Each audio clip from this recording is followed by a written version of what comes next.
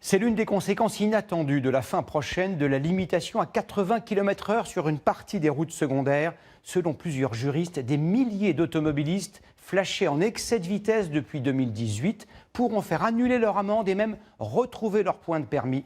Explication indispensable signée Julien Garel et Olivier Stambach.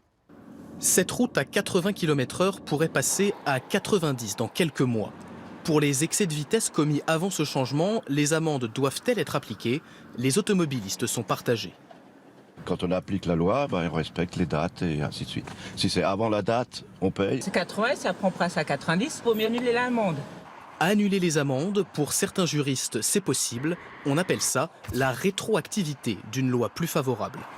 Le PV n'existe plus puisque le passage de 80 à 90 km/h fait purement et simplement annuler l'existence même du PV.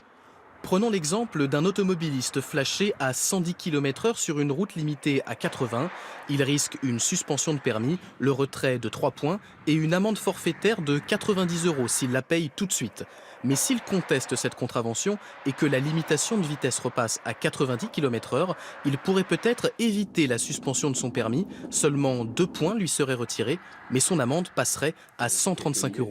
Cet avocat spécialisé reçoit beaucoup de clients qui se demandent quoi faire. Ne pas se précipiter pour payer, pour pouvoir attendre déjà de voir si à l'endroit où vous avez commis l'infraction, on remonte bien à 90 parce que ça ne sera peut-être pas sur toutes les routes de tous les départements. Et puis bien entendu, ne surtout pas payer parce que si vous payez, ça vaut reconnaissance de l'infraction. Et là, ce qui est sûr, c'est que ça ne reviendra jamais en arrière. On ne vous rejugera pas, on ne vous remboursera pas.